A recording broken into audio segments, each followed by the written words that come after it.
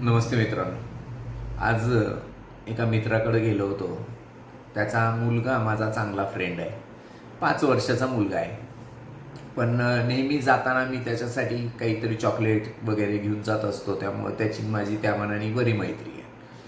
त्याच्याकडे गेल्यानंतर मी त्याला आज एक गंमत करायची म्हणून त्याला मी म्हणलं की तुला चॉकलेट आवडतं का? तर तो म्हणला हो, नक्की आवडतं.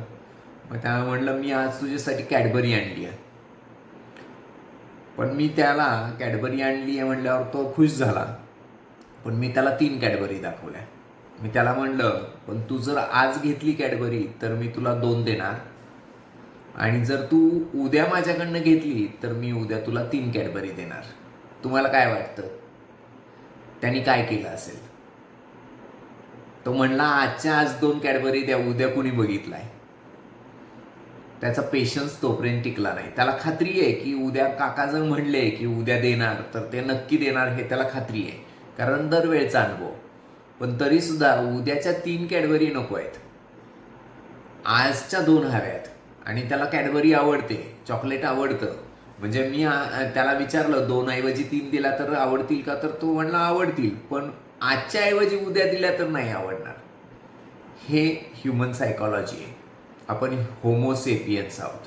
आपल्यामध्ये उद्याचा भरोसा नाही हा जो नियम लावला आहे तो 3 लाख वर्षापूर्वीपासून लावलेला आहे की बाबा उद्या काय होईल, कल हो ना हो, असा प्रकार आहे. आणि त्यामुळं माणसाचा पेशन्स नाही राहत. सेम थिंग इन्व्हेस्टमेंटमध्ये पण, की उद्या मिळतील की नाही मिळतील ही भीती, आणि तो पेशन्स नाही म्हणून त्याला आजच्या आज हवं आहे. पण मित्रांनो, आजच्या आज सगळं मिळत नाही, ह्याच्यावर नक्की विश्वास ठेवा. त्याला पेशन्सच पाहिजे, आणि तो पेशन्स आणि ट्रस्ट ज्यावेळी असेल त्यावेळी तुम्ही लॉंग टर्ममध्ये पैसे कमवू शकता. आणि हे इतिहासाने सिद्ध केलेलं आहे. 40 वर्षापूर्वीचा सेन्सेक्स आणि आजचा सेन्सेक्स याच्यामध्ये फरक प्रचंड आहे. 15.9% आसपास रिटर्न त्यांनी दिलेला आहे. म्हणजे याचा अर्थ हा की आत्ताचा जो काही चढ उतार होत असेल मार्केटमधला तो तात्पुरता असतो. ज्यावेळी तुम्ही लॉंग टर्मचे निवेशक होता त्यावेळी ऑटोमॅटिकली तुम्हाला रिटर्न मिळणारच आहे. थँक्यू.